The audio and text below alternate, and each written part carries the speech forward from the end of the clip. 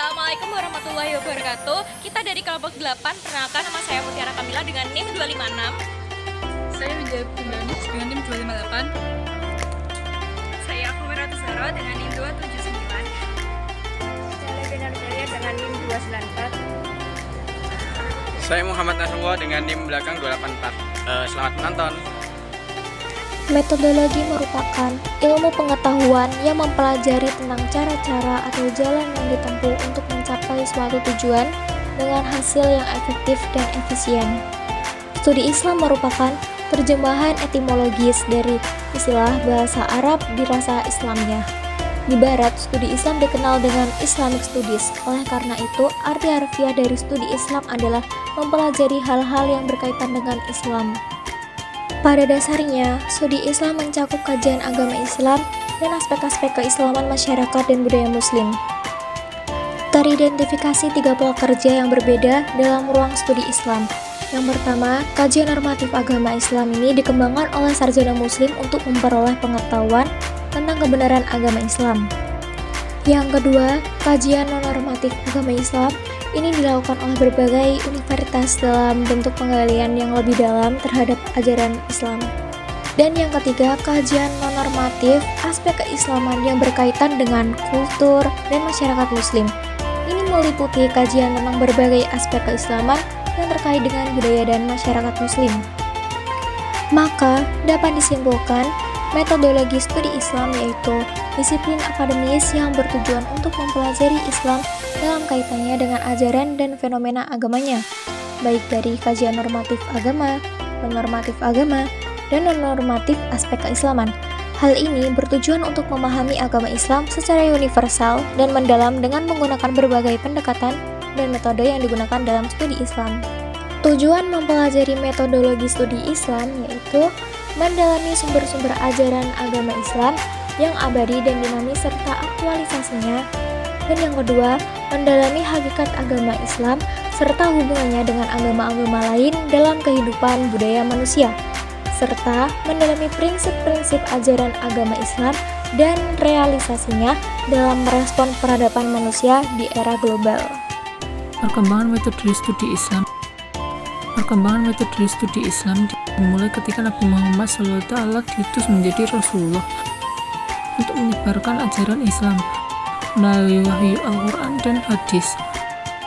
Beliau sebagai pemimpin agama, hakim, dan pemimpin politik menjadi pusat kebijakan agama.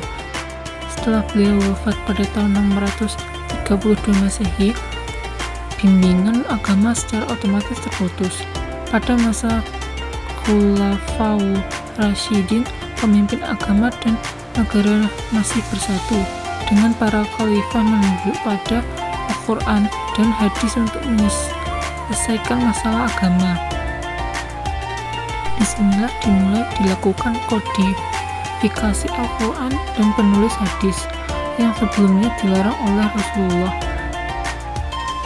Kajian Islam menggunakan metode ilmiah muncul antara tahun 50 sampai 150 Hijriah, melahirkan mazhab-mazhab dan ilmu pengetahuan Islam seperti ilmu kalam, ilmu mantik, dan lain-lainnya. Pusat studi Islam mengalami perkembangan pesat sejak tahun 4 Hijriah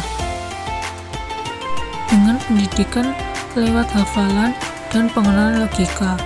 Madrasah-madrasah mulai didirikan di berbagai daerah oleh figur-figur universitas Islam terkenal, juga didirikan di berbagai belahan dunia. Kajian Islam juga berkembang di dunia barat seperti Chicago University dan UCLA. Hal ini menunjukkan bahwa studi Islam diminati global dan semakin relevan dengan metodologi yang tepat untuk menjawab masalah zaman. Yang pertama ada pendekatan normatif. Pendekatan normatif dalam metodologi studi Islam merupakan pendekatan yang memandang agama Islam dari segi ajarannya. Pendekatan ini membantu dalam memahami keragaman pandangan dan pemikiran agama Islam, serta memberikan panduan dalam menjalankan kehidupan sehari-hari sesuai dengan prinsip-prinsip agama Islam, sehingga umat Islam memiliki wawasan yang luas serta mengetahui dasar-dasar hukum. Perbedaan pendapat diharapkan pemeluk agama Islam tidak terkungkung oleh satu golongan dan menganggap golongan yang lain itu salah. Yang kedua ada pendekatan historis. Pendekatan historis dalam metodologi studi Islam merupakan kajian tentang sejarah, baik dimulai proses pertumbuhan, perkembangan, dan penyebarannya. Pendekatan ini mencakup penelitian tentang peristiwa-peristiwa sejarah, tokoh-tokoh yang berperan dalam pengembangan dan penyebaran agama Islam, waktu terjadinya peristiwa-peristiwa tersebut, tempat, latar belakang, serta sebab dan akibat dari peristiwa tersebut.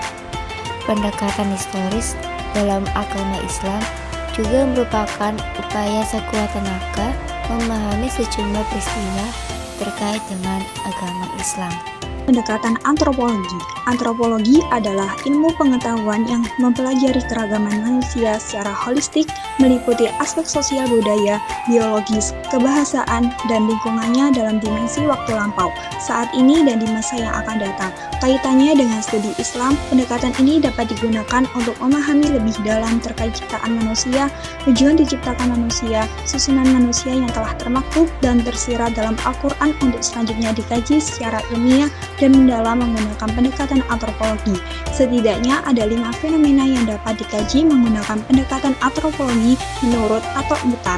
Yang pertama, naskah sumber ajaran Islam Al-Quran dan hadis. Yang kedua, perilaku sikap penghayatan pemuka agama dan penganutnya. Yang ketiga, ritus, ibadah, dan lembaga sebagaimana sholat, haji, puasa, waris, dan perkawinan. Yang keempat, alat-alat keagamaan seperti masjid, kantongan, menara, beduk, peci, dan lain-lain. Yang kelima, organisasi-organisasi keagamaan seperti MUI, Nahdlatul Ulama, Muhammadiyah, Persis, LDII, dan lain sebagainya. Pendekatan sosiologi dalam metode studi Islam merupakan salah satu upaya dalam memahami agama dengan mengamati praktek keagamaan yang hidup dan berkembang dalam masyarakat. Pendekatan ini bermanfaat untuk memahami fenomena sosial yang terkait dengan agama Islam, sebagaimana interaksi sosial dalam konteks keagamaan, peran agama dalam masyarakat, akulturasi nilai kebiasaan masyarakat dengan nilai agama, dinamika organisasi-organisasi Islam, dan lain sebagainya. Kesimpulannya, Islam merupakan agama paripurna serta penyempurna agama-agama sebelumnya. Dinamika perkembangan Islam begitu kompleks, sehingga banyak ilmuwan mengkaji Islam tidak hanya dari segi norma, melainkan merambah pada aspek sejarah, budaya, sosial, keragaman tata cara beragama, dan lainnya. Studi Islam berkembang begitu pesat. Kajian ini banyak diteliti di universitas-universitas Eropa dan Amerika.